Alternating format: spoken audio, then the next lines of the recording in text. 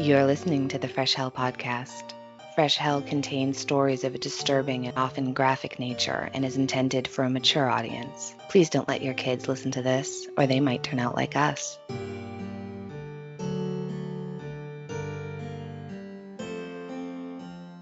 Hi friends, it's Annie, just outside hot and sweaty and thunderstormy Boston, Massachusetts. This is Fresh Hell, and I'm sorry to be the one to tell you that it's just me this week. But please don't worry, Johanna's doing all right, nothing to worry about. We've just been having kind of a year, so apologies that you've just got me talking to you today. We hope you liked last week's episode of Waterpark Tragedies. We didn't actually intend this to be a two-part episode. It was a little bit like when we did the Villisca Axe murders case, where we just kept finding more stories that we felt those stories had to be told too. And this episode, like last week, is covering terrible deaths at water parks. And today, I'm going to talk about the horrific and preventable death of Caleb Schwab. And then I'm going to tell you about Action Park, a water park with other attractions in Vernon, New Jersey that, even as an 80s kid, seems shockingly negligent, allegedly. And I'm again talking about the deaths of children and adults in this episode.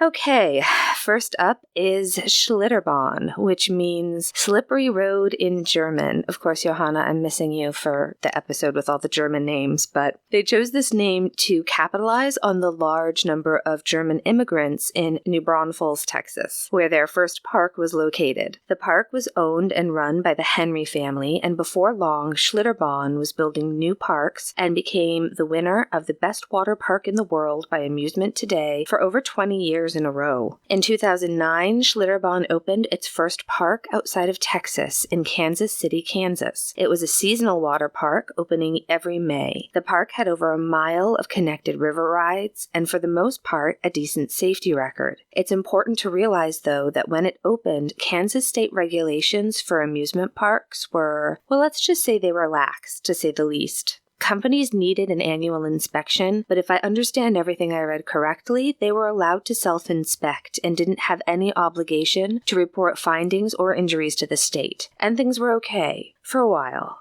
Until March 6, 2013, Nicholas Nico Benavides, a seasonal employee at Schlitterbahn South Padre, was fatally injured when an overhead gate in the wave pool slammed down on his head and then pinned him to the wall. He slipped into a coma and was on life support before his organs were donated when he passed away on March 11th.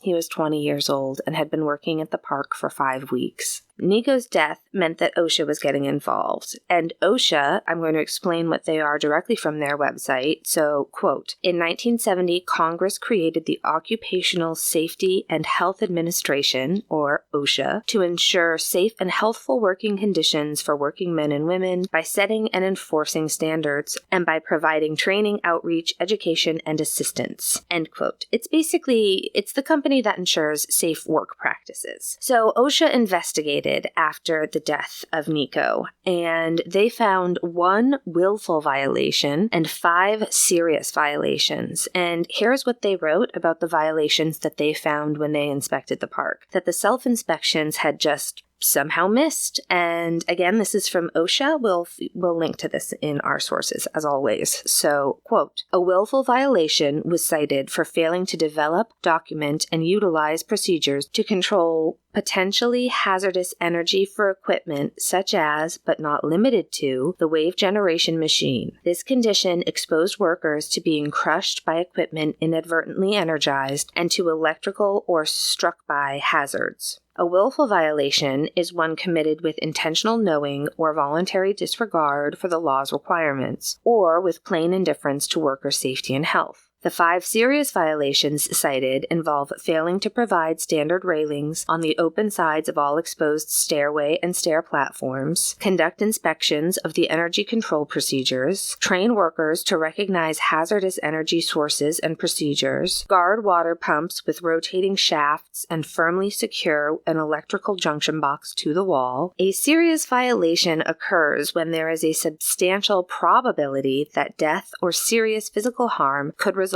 from a hazard about which the employer knew or should have known. End quote. Schlitterbahn were fined a total of $96,000, which in my opinion is not enough. And of course, the park contested the findings, eventually paying only $66,000 in penalties instead of the original proposed $96,000. Nico isn't mentioned as often as Caleb is, and his story just broke my heart. Honestly, it brought me right back to being 28 years old and married for 13 months, sitting in the ICU with my late husband and waiting for his organs to be donated after he was hit by an elderly driver. So we really want to send our love and sympathy to his family as well, and make sure that you, our listeners, know about him. And it seems things were relatively quiet at the popular water park chain until they decided to build Verrückt. Johanna, I don't know if Verrückt, is it Verrückt, like spooked, or Verrückt, like fucked?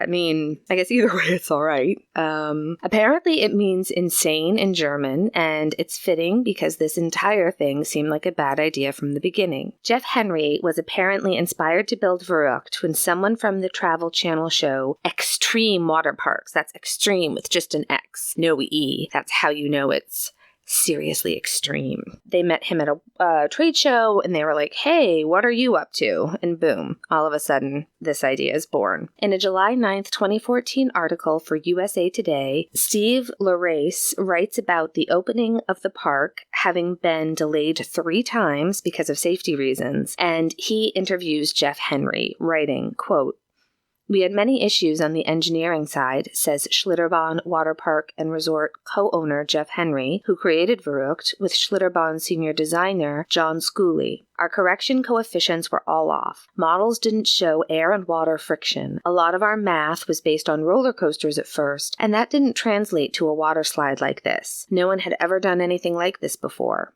Henry, whose nicknames include the Wizard of Wet and Lord of the Slides, says that as a proud Texan, he wanted the world's tallest slide to be in the United States. Quote, "The world's largest slide had been in Brazil, and we couldn't have that," he says. "I'm from Texas. It was a matter of pride."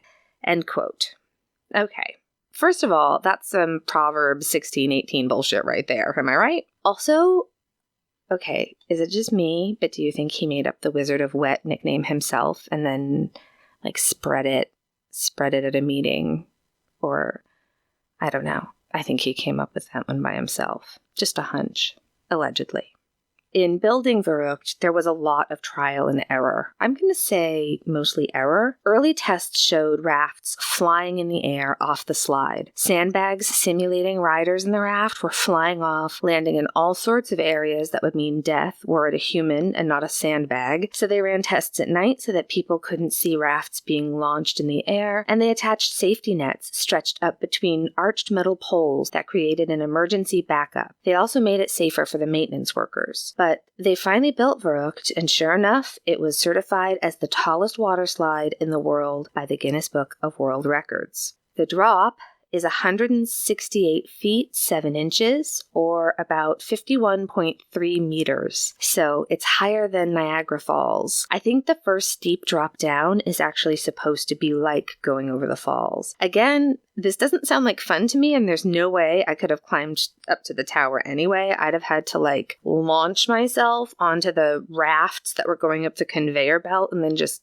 cling to it like a fucking spider monkey until I got to the top. But listen, that's not happening with these shoulders, so it's fine. But I saw some interview. I watched like all of the YouTube videos on this, lots of news coverage, different interviews. That's what I do when Opus is asleep on my lap and I can't move. And so in one of them, I think it's Jeff Henry, and he's talking to, I think, the mayor on top of the stairs where the slide starts, and he's saying, "Oh, can't you feel it sway?" Which Paul does that to me mostly on bridges, and I hate it because I'm so afraid of heights. But the water park is across from the Kansas City Motor Speedway, which I think is mostly NASCAR. And so Henry's saying how, we have to get evening NASCAR events going. We can set the fireworks displays off from the top of Verrückt, and, the whole city will be able to see them. And isn't this going to be great? And I think the town really was legitimately excited about this. The Speedway's popularity had led to more restaurants, an outlet mall, and other businesses that were attractive for people to go off,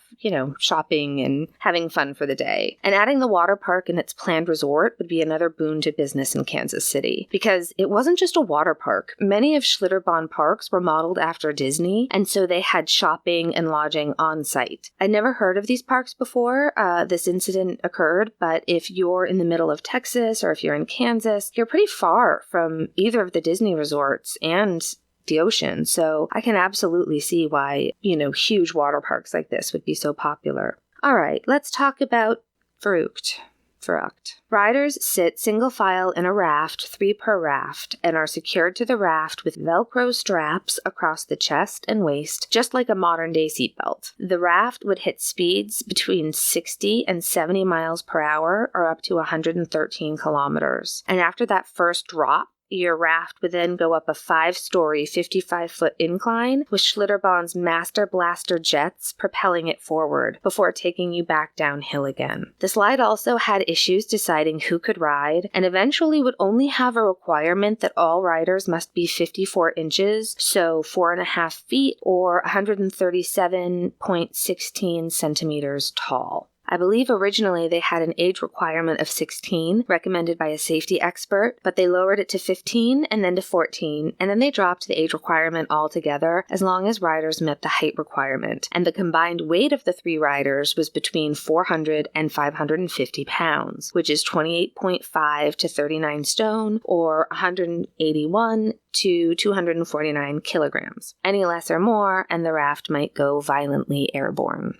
Here's my favorite description of experiencing the ride. This is from a great article entitled Jeff Henry, Verrückt, and the Men Who Built the Great American Water Park by Brian Curtis. He writes about his experience on the ride when they opened for the press 2 years before the death of Caleb. This was published on July 9th, 2014.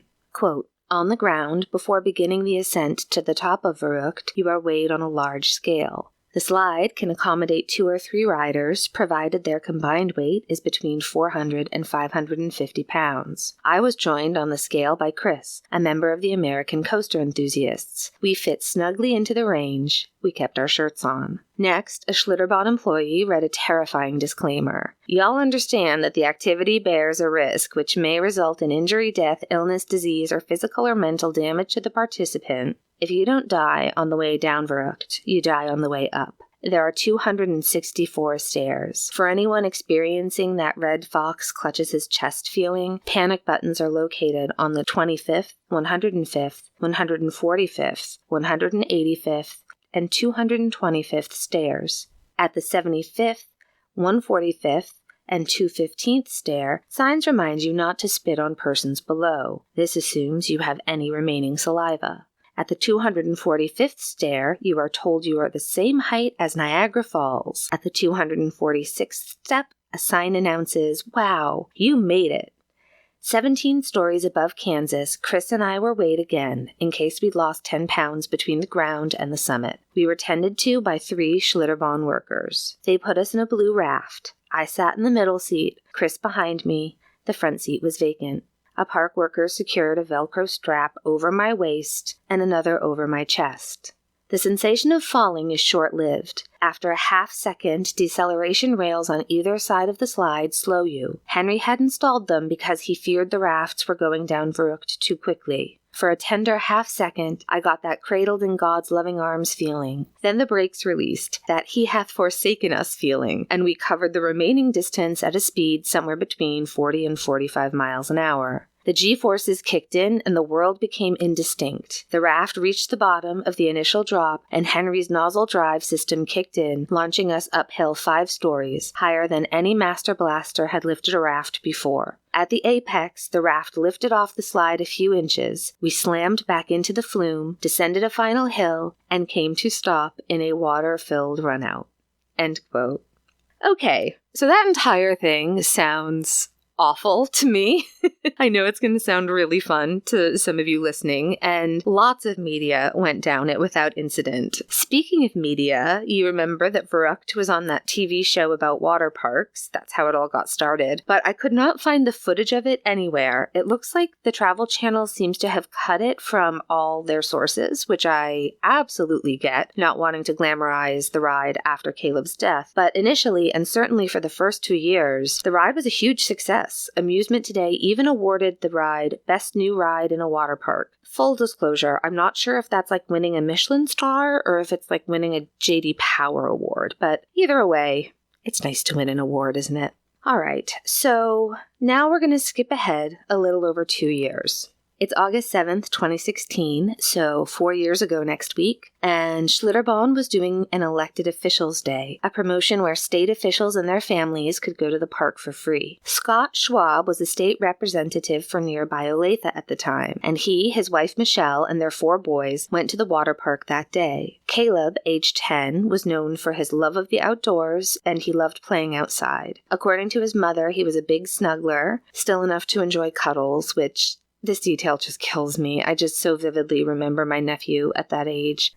Okay, so Caleb and his older brother, 12-year-old Nathan, they wanted to go on the slide, and their parents said okay, but reminded them to stick together, and the parents stayed with the 2 younger siblings. Nathan went down the slide first without any issue, and so he was standing waiting at the bottom of the ride for his brother Caleb to come down. I'm pretty sure the reason they had to go separately was just the weight requirements. They'd have to go in separate rides with bigger adults. So Caleb, who I believe was about 74 pounds or 33.5 kilograms or 5.3 stone, he sat in the raft with the 2 women, and the following is from an article in Esquire magazine by Timothy Bella.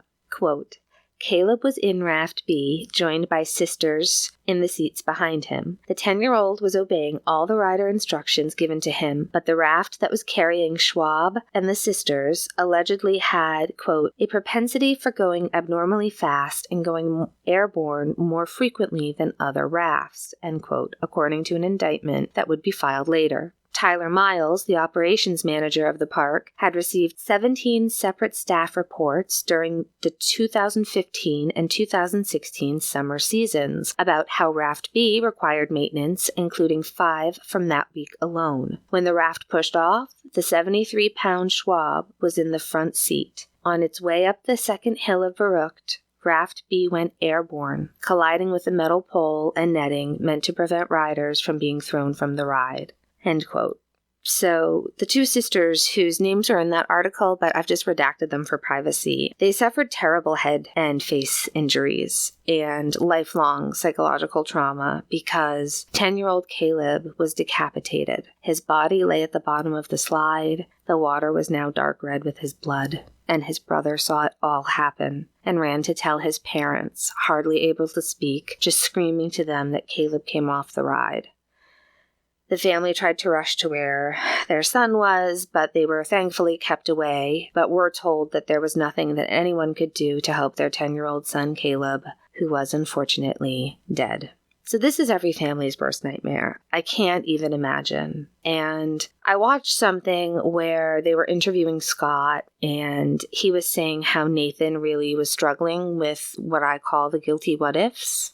And that he felt guilty for asking Caleb to go with him on the slide, something my sister and I did and have done as kids and adults. It's exactly the same in our situation. I'm 2 years older and we have done this our entire lives. I went parasailing with Moose when our aunt took us to Bermuda, even though I am absolutely terrified of heights, because she really wanted to go and wouldn't do it alone. And even if I had died of fear, it still wouldn't have been her fault, and I wouldn't be mad with her.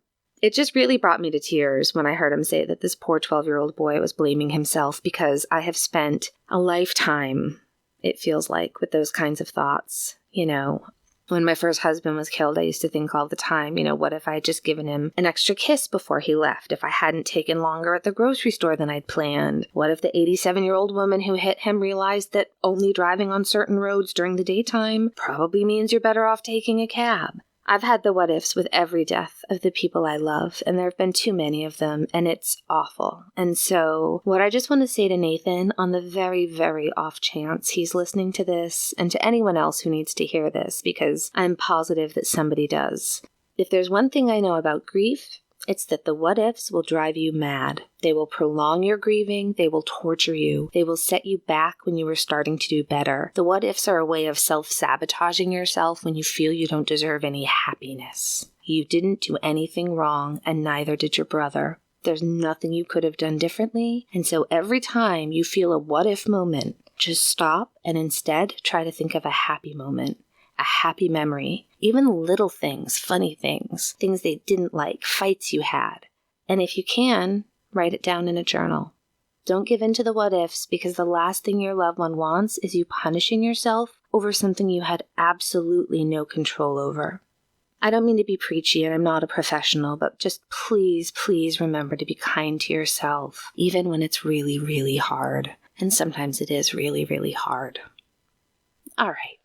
So, there were a lot of issues found once people started to really look. Experts said that Caleb should have been in the middle seat for even weight distribution, not in the front seat, which contributed to the raft, which was only, I think, 4 or 5 pounds lighter than the maximum allowed, lifting from the slide. They also said that this ride should have had shoulder restraints, which I agree with completely. I was absolutely stunned by Velcro seatbelts. Wait until you see a video of this ride before the incident. Yeah. People came forward with stories about how their seatbelts had failed and they were just hanging on to ropes inside the raft for dear life, how they'd been injured on the ride, just not as severely. They told park employees that their safety harnesses had come loose. They reported these issues and they felt like the people they were telling were listening to them and taking proper precautions, but they weren't. According to an article for Industrial Equipment News, Jim Shore writes, quote, "State regulations of water slides and other amusement rides have faced scrutiny following Caleb's death. Kansas is known for its light regulation of amusement park rides, and the Texas-based company that operates Schlitterbahn lobbied legislators to help ensure that it remained responsible for its own inspections. Kansas mandates annual inspections of permanent amusement park rides, but allows private inspectors to do the checks, rather than requiring a state inspection. A document released by the State Department of Labor after Caleb's death showed that all Schlitterbahn's rides passed private inspections in June." End quote. That's terrifying, isn't it? And it seems Kansas legislators were so glad to have this new attraction to bring people in who would spend money that they just agreed to let the park self-inspect Disney style. And just so you know, there are still a lot of states. I mean, I would say 2 is a lot with this kind of situation. But there are quite a few states that still have laws like this. So if you're thinking about going to a fair or an amusement park, maybe look up the inspection requirements in that state before you go. You might change your mind. I guess we should discuss some of the final accountability for this incident, or lack thereof. I'm not going to get too into the legal aspects, but please check out the sources for this episode if you'd like to take a deeper dive. It's an intoxicating blend of safety regulations and countless who are these people moments. This whole episode, honestly. Enjoy. So on the 23rd of March, 2018, a grand jury finally issued an indictment charging Schlitterbahn and former Director of Operations Tyler Austin Miles with involuntary manslaughter, aggravated battery, aggravated child endangerment, and interference with law enforcement. The indictment accused the park of negligence, concealing design flaws, and downplaying the severity of previous injuries reported on the ride, which included concussions and back injuries. In the indictment, it says that Henry and Schooley, quote, lacked the technical expertise to design a properly functioning water slide, end quote, and did not perform standard engineering procedures or calculations on how the slide would operate. Instead, they used crude trial and error methods to test its performance out of haste to launch the ride. According to court documents, ride designer Schooley was quoted as saying, quote, "If we actually knew how to do this and it could be done that easily, it wouldn't be that spectacular," end quote. 3 days later, on March 26th, Henry was arrested in Texas, and the next day, on March 27th, the Kansas Attorney General's office released a new indictment against Jeff Henry, Schooley, and Henry & Sons Construction Company, which was owned by Schlitterbahn, charging them with second-degree murder in addition to 17 other felonies. Schooley was arrested at Dallas-Fort Worth International Airport after returning from a trip to China on April 2, 2018. The defendants were arraigned in April 2018, and the first criminal trial began in October of that year, but on February 22, 2019, criminal charges were dismissed against Henry, Schooley, and Miles by Judge Robert Burns due to the fact that inadmissible evidence had been presented to the grand jury. I'm pretty sure that what happened is they'd been shown the episode of the Travel Channel's Extreme Waterpark show. The program showed test rafts flying off the ride and a really cavalier attitude from Henry and others about death. The judge called out the state's attorney for playing that footage, saying that it was, quote, fictional and dramatized version of events created for entertainment purposes, end quote. He also ruled it wasn't fair to have had an expert witness claiming that the designers of the slide were negligent and not following safety standards because the law at the time did not require that those standards be followed. The Schwab family received a $20 million settlement, and the women in the raft Caleb settled out of court for undisclosed sums. But however much it wasn't enough. In November of 2016, Schlitterbahn announced that Verrückt would be demolished when the criminal investigation was over. They finally began dismantling the ride in November of 2018, and it was gone within 2 months. The park did not reopen for the 2019 season. Scott Schwab is now the Secretary of State of Kansas, and that is a very abbreviated telling of the story of Verrückt and the completely preventable death of Caleb Schwab. Seriously, though, it's so sad, so horrific, and I think about his brother a lot, and I hope they've all had good therapy. He was 12. He was a baby, and he saw everything. It's, that's a hard one. But there's no way. I mean, we can't do water park deaths and not talk about Caleb Schwab. All right, so now we're going to try to lighten it up a little bit. And we're going to talk a little bit about the absolutely shocking shenanigans that went on at New Jersey's Action Park before bumming you out again with the tragedies that have happened there. But first, a quick word from our sponsor today, which is Best Fiends. Best Fiends is a fun, free mobile puzzle game where you complete challenges to collect bugs that will help you defeat the dreaded slugs, who are admittedly also pretty cute. People have been comparing levels now in the Facebook group, and we've been enjoying photos of our listeners' pet axolotls and frogs, which are my favorite. Life's a little harder than usual right now, and sometimes just taking a break and engaging your brain with puzzles can really help turn off the what-if worries for a little while. So that's always a help, and you don't need to have Wi-Fi to play. So if you're in an area without Wi-Fi, you can still train your bug army and earn fun in-game rewards, even if your favorite wireless hangout is still closed. Engage your brain with fun puzzles and collect tons of cute characters. Trust us, with over 100 million downloads, this 5-star rated mobile puzzle game is a must-play. Download Best Fiends free on the Apple App Store or Google Play. That's friends without the R, Best Fiends. Okay, back to our story. It's time to talk about Action Park. I know a lot of our listeners may know about the Johnny Knoxville movie that was based on Action Park called Action Point. Neither Johanna or I have seen it. We don't really have much of a desire to, but from what I heard, apparently all of the movies, of all the movies that Johnny Knoxville has done, Action Point, which is loosely based on Action Park, is the one where he got the most injured, which is saying something. So let's start with an ad for Action Park, and we will link to the YouTube video so that you can see the action for yourself. Just go to Action Park. There's no other park like it.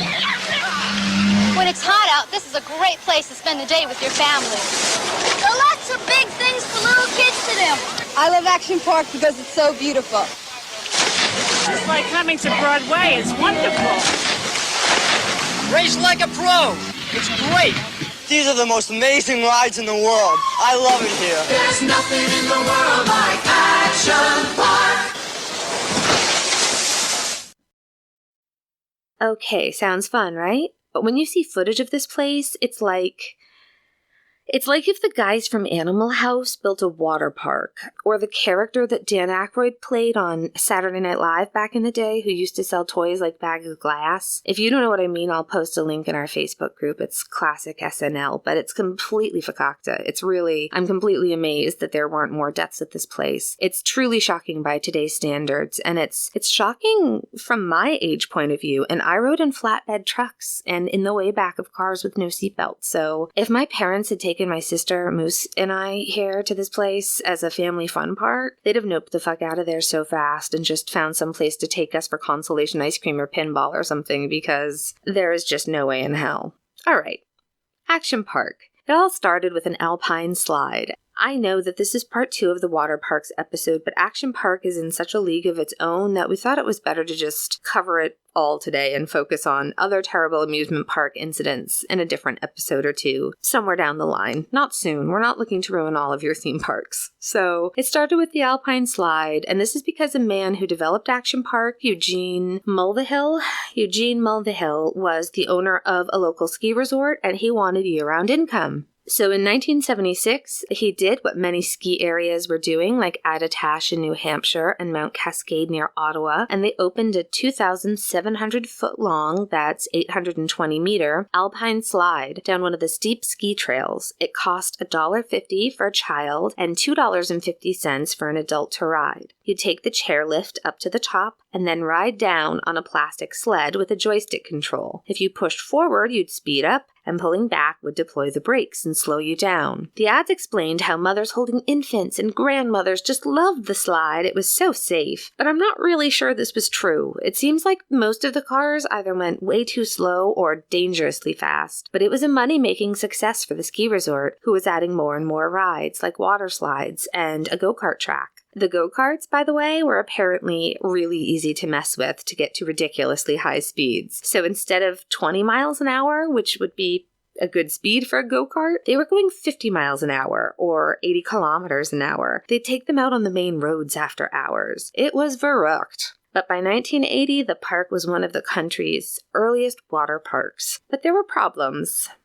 By 1980, the park was one of the country's earliest water parks, but there were problems, especially with the first moneymaker, the Alpine Slide. So there were plenty of injuries and slide rash from skin coming in contact with the rough fiberglass slide. They also didn't time riders properly, like on anything. So if someone was going slow and the person behind them was going fast, they'd get rammed and people would get thrown off their little sleds. So one of my friends and friend of the show, she's one of the moderators in our Facebook group, Tammy, she was one of the people who told me she went to there all the time as a kid, and I asked her to send me some memories, and she did not disappoint. And I'm doubly glad she sent me this information because we've got some great first-hand accounts. And so here's what Tammy had to say about the Alpine Slide. She says, when I was younger, I rode with my dad, who would go for long periods without the brake to terrify me. Oh, such a dad move. But who had pretty good control of the cart. As I got older, I would look at the concrete slide and consider just how much flesh would be peeled away if we were to flip going the speeds that we were going. Strangely, I felt much more at ease when I could ride my own cart and control the speed. No, Tammy, I get that. I don't think that's strange at all. I think I'd feel the same. All right, so she continues. As a preteen, I was pretty cautious, but when we revisited in our 20s, it was all about pushing the boundaries relative to the other people in your group to see who was the bravest and who was the biggest loser. We took a lot of risks, and luckily we survived, but many others walked away with catastrophic injuries. It was very common to see people being tended to at the first aid station for road rash type injuries and worse. One guy when I was little was missing his front teeth from a wipeout. Seriously, what the hell were we thinking? It's awful. And the Alpine Slide was actually the first death in the park. In 1980, George Larson Jr., he was a 19-year-old park employee riding after the park had closed, and he flew off the Alpine Slide and hit his head on a rock, which is really not surprising when you look at photos of the slide. It just goes down this really steep mountain slope, but they didn't do there was no landscaping done for, in case somebody did come off. There's just like jagged rocks everywhere. And poor George Larson, he didn't recover from his injuries. He passed away. And the park's response, they put hay bales down as a cushion over the rocks. So I don't know. Does hitting a hay bale before you hit the rock slow you down that much? Who can say? One of you can. Despite this, the little attraction grew over time until it became an incredibly popular tourist destination, with over 75 rides, 40 of which were water slides. The park was doing a great business, and it was still called Action Park, as opposed to Civil Action Park, which is what the local attorneys called it, or Traction Park, which is what the visitors called it. And they loved it. Seriously, everyone I've spoken to about this place, they tell you how much they loved it and how many fond memories they have of it, right after they tell you about how many people died there and they show you your scars. Or, to quote a Sports Illustrated article, this is a great article about the park by Jack McCallum, quote, "If you just concentrate on the negative," says Andy Mullaville, whose late father Gene was the driving force behind Action Park, "you're not getting the whole story. Gene didn't want to do the same old shit, where you just get strapped into something or it twirls around," says Andy, who usually refers to his dad as Gene. He wanted to take the idea of skiing, which is exhilarating because you control the action, and transfer it to an amusement park. There's inherent risk in that, but that's what makes it fun. End quote. Okay. For example, they had a similar ride to that first one in New Zealand at the New Zealand exposition that we mentioned, where you skipped across the water at the end. But in this one, if you weren't perfectly balanced, it would not end well for you. So here's Tammy's memory. There was a slide where you sat on a sled and rolled down a hill. Do you remember the rides that you'd find at carnivals where you'd climb to the top with a sack and sit on it to slide down to the bottom? It was like that, only with a small, hard sled over rollers. At the bottom, you landed in a pool. I guess the idea was to make you like a skipping stone, but I remembered that you just hit the water and be flung off head first, right into the water. I remember lots of swallowed water and one nosebleed.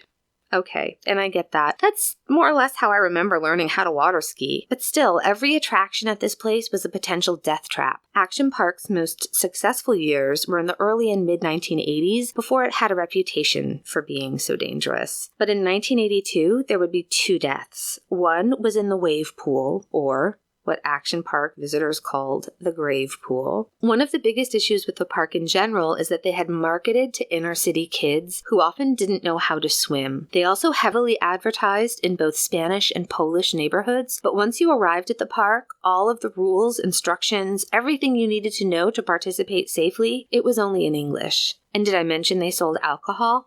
They had a beer garden, like a German-style beer garden, and even a microbrewery right next to the go-karts. And it seems they were super lax about checking ID or how intoxicated people were, so what could possibly go wrong? I read in a couple places that there were more places around where you could buy beer than there were for ice cream.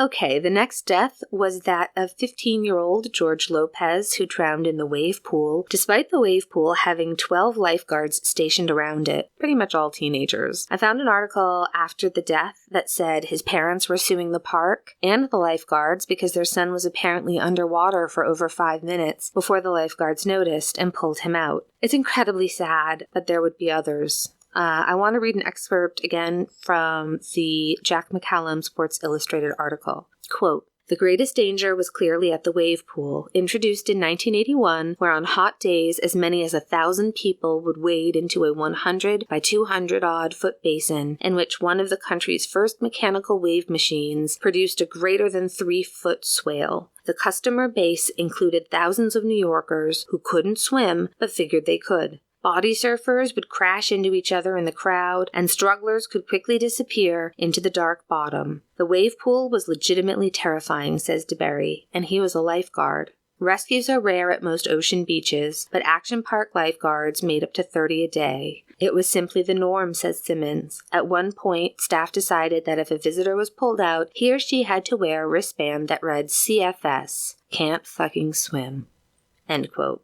So, apparently the park never thought to give life vests to the guests. A lot of people who had been to the beach but not a pool were also unprepared for how much harder it is to float if you're a weak swimmer. It's really hard to float in chlorine and much easier in salt water. Also, the wave pool's deep end apparently just dropped off, which is how most people found out that there was a deep end. So that's a really easy way to get yourself into trouble. Also in 1982, 27-year-old Jeffrey Nathan collapsed and died on the whitewater kayak experience. To quote WeirdNewJersey.com, which has, they have a great piece about Action Park, and they have a whole bunch of memories of it from people who had been there. So this is from that page, and I will link to it in our sources so you can read them all. Quote, "The kayak ride, which allowed people to paddle tiny boats through whitewater, was never very successful because it was short and the kayaks would get stuck in their own tracks. It was particularly unlucky for one 27-year-old man from Long Island in the summer of 1982.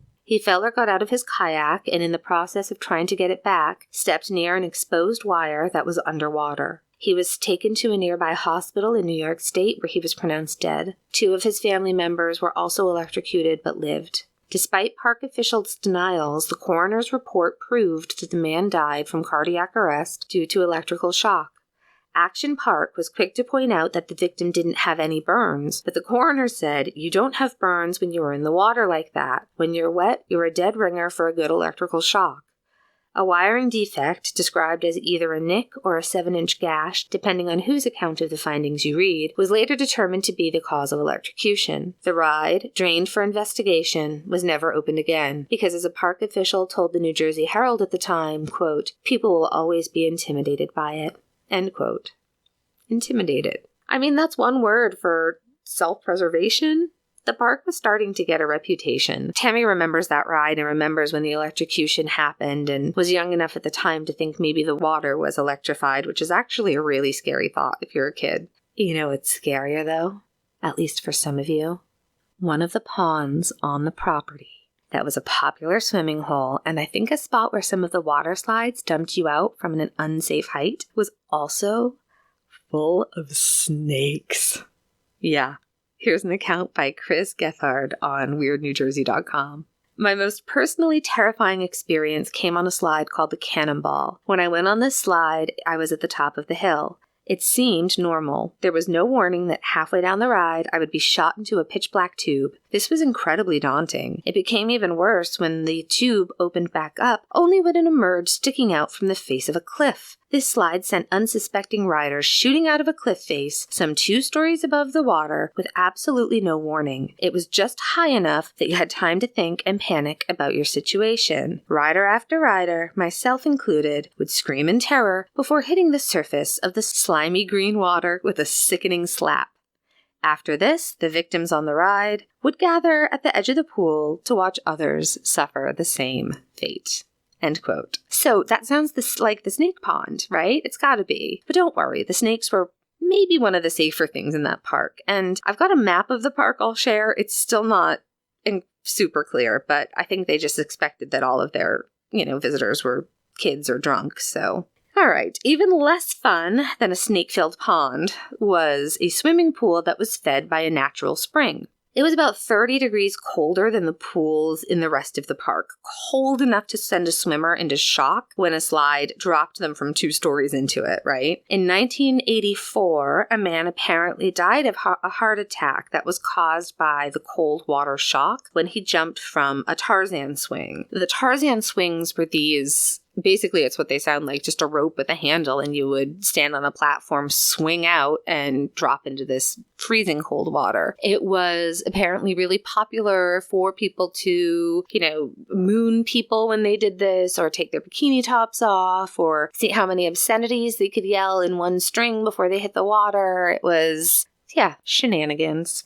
Here's some info from Tammy, who was actually there the day the death happened. She said, "We were there one year when a man had a heart attack and died on the swings. There were 3 rides over this one pool area of water that landed in just freezing water. I remember the sign at the beginning of the ride warned people that they had to be an expert swimmer because the water was so cold it was disorienting, and you needed to know how to swim up. The swings were one of those rides. Basically a Tarzan-type swing with a wooden handle. You jump and swing out and let go. The other was called Chill Factor, and it was a water slide inside an enclosed tube, think a drainage pipe. I remember in Chill Factor, the seams were exposed inside, and if they weren't piping enough water down, you would kill your elbows on the seams, just more blood. Either way, the 2 attractions shot you out about 20 to 25 feet above the surface of the water. You then dropped, and you hit the water, which couldn't have been more than 65 35 degrees tops. I remember there was another flumy type ride that you went through that dropped you 35 feet before you hit that cold water. That day, we were waiting in line for the Chill Factor ride when there was a commotion and staff, teens in short shorts, came running and flew past us toward the ride. Apparently, a man was on the swings and dropped, and when he hit the water, he went into cardiac arrest. I remember that the area was closed for a bit, and we were disappointed. Of course, we didn't have any clue what was actually going on at the time, so we moved along to something else, but I remember we were able to ride later that day. So that's awful, isn't it? And it's interesting how different childhood memories are, and how nice in a way, that her childhood memory was just that the ride was closed for a little while and not so much the reasons why until she was older. Yeah, we're just so unaware of the severity of things as kids. I've been on a slide where those seams hit you going down and oh god, that's lousy. But not all the injuries at the park were caused by bad design. Some of it was just a matter of teenage hijinks. So Tammy writes, there was a cliff diving area with ledges ranging from 15 to 20 feet high over a pool that was made to look like a natural water area. There was absolutely no rhyme or reason to who jumped, when, or how, and kids often jumped and landed on top of each other in that area. I witnessed at least 2 lifeguard rescues when collisions happened, knocking the person on the receiving end in the water unconscious. This was definitely a blood spot. My brother, who was 3.5 years older than me, convinced me to jump with him one year from the 20-foot cliff. I remember he promised me that we would jump together at the count of 3, and I remember the tense and terrifying countdown. However, on 2, he violently body-checked me, sending me flying upside down and flailing alone off a 20-foot cliff. I was probably 8 or 9 years old, and I hit the water with such force that it knocked the wind out of me. I am really incredulous that I didn't break my neck, back, or anything else. That water was like hitting a wall. There was no one to prevent this type of behavior. Okay, Tammy, so that's my nightmare. I hate ledges. I hate cliff diving. I don't like it if people go too close to the edge of something. It sounds awful. I can't watch it. It stresses me out. It's no good. The other area, as she mentioned, with the cliff jumping was just that people could just go swimming in a pool after being jumped onto. And they didn't realize that people would be dropping off of cliffs on top of them. A lot of people were hurt this way, and not just in the freezing cold pool. People were dropping out of slides everywhere. You had to be super aware of your surroundings all the time, including what was above and beneath you. And you were probably 14 and drunk, so good luck with that. On August 27th, 1984, 20-year-old Donald DePass of Brooklyn drowned in the wave pool. One ride that no one actually died on, which is a sincere miracle, was the Cannonball Loop. It was an actual 360 loop, and the owner gave his son $100 to go down the slide wearing his hockey equipment. Listen, I'm not saying that's the reason he calls his dad Gene and not Dad, but it's something to think about. So Steve Braybook from Weird, New Jersey writes, quote, I was fortunate enough to have actually ridden the Action Park Loop-de-Loop Waterslide. Contrary to some reports, there was actually some level of safety associated with this particular ride. After climbing several stories of splintery wooden stairs, an attendant would weigh you in. Someone must have decided that a certain weight profile was necessary in order to complete this human physics experiment. After this, you were instructed to take off any jewelry you might have on and herded to another station. An attendant there would then hose you down with ice-cold water. This pre-rinse was necessary to make sure that you were wet and slippery enough to make it around the loop. After a quick, keep your head down instructional lesson, off you went into the Humunga Cowabunga style straight-down speed tube that did not end in a flat showdown lane, but in a full-size 15 or 20-foot roller coaster style loop. When it was all over, the slide shot you into a kind of puddled wet map instead of an actual pond or a pool. The only ill effect I suffered was a bit of a headache. By the time I rode it, they had added an escape hatch with a little window right before the loop started, in case you didn't make it all the way around. Action Park was a great place that stuck around a little longer than it should have in an increasingly lawsuit-prone society. End quote. So, yeah, the Cannonball Loop ride was shut down pretty quickly. I think it was only open for about a month. And when they added the hatch, so they had to cut out like a piece of the slide, obviously, to make a hatch. And the inside of the slide had like a foam rubber, and it had teeth. Teeth were stuck in it. Just so many teeth.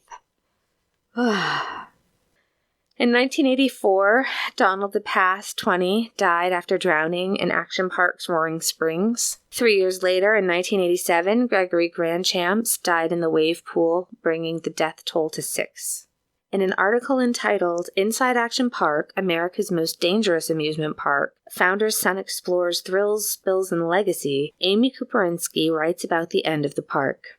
Quote, Gene Mulvihill settled with several families for six-figure sums. In the course of operating the park, Mulvihill, who died in 2012 at the age of 78, also claimed to be insured by the London and World Assurance Limited. The company, supposedly based in the Cayman Islands, turned out to be a phony enterprise of his own making. He faced multiple charges, was fined, and received a suspended sentence. Quote, when you put a sign up and give it a name and charge admission, then people had an expectation that, oh, well, okay, this has been audited for safety. And there was always sort of a cognitive separation there, Rosen says. Ultimately, Mulvihill says the legal action resulting from injuries and deaths contributed to the park's closure in 1996. The lawsuits added up, he says, as well as the downturn in the real estate business and an increase in competition. The park, now occupied by Mountain Creek Waterpark, saw a short-lived revival of the Action Park name in 2014. Andy Mulvihill had returned to the business for a brief period of time, but exited after he was thwarted by the limits of safety regulations. End quote. And yeah, you heard that right. They faked the fact they had insurance. It's just... yeah. So... our listener LH wrote to us saying, when I went there in 2012, they completely redid it. They made it into a huge mountain biking, dirt biking thing. They also added a skate park, which was actually funded by the Misfits frontman Jerry Only. The band is from and lives in the area, and Jerry has a family now, and the area where Action Park is very isolated. Not much for kids to do, so they did a concert there. All the proceeds went to building the skate park because the band wanted a place for kids and teens to hang out safely. So that's great. I could go on and on and on and on about Action Park because seriously, this place has everything. Go-karts, bumper boats, bungee jumping, which we're going to have to do a whole nother episode on bungee jumping, the alpine slide version of the human centipede, speedboats, water slide enemas, topless teenagers, beer, snakes, that thing where you lose teeth on a water slide, but everyone thinks it's sexy. It just has it all. So if you want more information, please check out all of the sources for this episode. There are so many of them, and there's so much information I didn't have time to cover. But you'll be pleased to know, if you enjoyed this episode, that it looks like there's going to be a series based on Action Park going to Hulu, and a documentary about it is going to be on HBO sometime, I think, soon. And also, it looks like Andy Mulvihill is coming out with a book about his experiences at, growing up at Action Park. So that looks like it will be interesting too. All right. As always, our condolences to the loved ones and survivors in this episode. This was a tough one. And so now I guess it's time for something good. I've got kind of a serious one, and you might not be thinking it's something good, but bear with me. So something good today for me with both of these episodes is organ donation. When my husband was killed by an elderly driver, we've always said that the only good thing to come from losing him is the fact that he saved so many lives. Now, because he was an English citizen, they only took his major organs. They wouldn't take his eyes, muscle, or skin, which was so desperately needed in last week's episode, just because of the possibility of mad cow. But I'd have donated everything if they would have taken it. And he was Paul and I are, everyone in my family has been very vocal about our wishes. And it's so important, though, that you make sure if you're an organ donor, that the person in charge of your end-of-life decisions, that they know and that they're also on the same page, because otherwise you can have a legal document made up to be sure your wishes are followed. I've met so many people who could have donated their loved one's organs and their loved one had, organ donor on the license, but it's generally up to next of kin, although I think that's hopefully starting to change here. I think it's turning into more of an opt-out, like you have, I think, in Austria, than here where it's an opt-in. But just encouraging you to talk, please, to your loved ones. It's really helpful if you're as specific and realistic as possible about what your desires for everything are when it's your time. So like in my case, I want, if they can donate any part of my body, please absolutely do. That keeps changing based on the autoimmune diseases. And for a funeral, I just want a really big party with hats and a live band and cake and an open bar. I mean, I think that's all reasonable, but the elaborate Gothic coach funeral procession, spend that money on the open bar instead. You know what I'm saying? So, yeah, I mean, organ donation, it's just so important. And it's the only good thing that comes out of losing somebody that you love sometimes. It's just knowing you were able to save other people. Something happy, because that's kind of a sad thing to leave you on. My puppy, Opus, is a legitimate weirdo, you guys. So when this airs, he'll be 17 weeks old. He loves bird watching, and his new passion, it's competition dressage. I was flipping the channels the other day, and there was a dressage competition in Austria, and he was absolutely transfixed. I'll post videos in the Facebook group. So we've been watching lots of Dancing Horses lately, which I'm going to admit it doesn't suck. I just don't know anything about it. Dressage is such a, I don't know. It's for people who watch avalanches from their chaise longues in some fancy foreign place. But yeah, this dog is so weird. He loves dressage. He loves bird watching. He's a funny little creature and just a legit weirdo. So definitely meant to be ours. Apologies if you've been able to hear road noise outside. We have giant metal plates outside our house. So I'm sorry if you hear any of that noise in the background. Hellions, thanks again for listening to me get through this solo. I promise that we will have Johanna back next week, so you don't have to listen to me hammer on. Please take a moment to leave a review if you enjoyed this episode. Come say hi in our Facebook group. It is a goddamn delight. You can find out all of our info on our website, which is www.freshhellpodcast.com. And please say hi to all of your pets. And as always, if you're going through hell, keep going. Bye.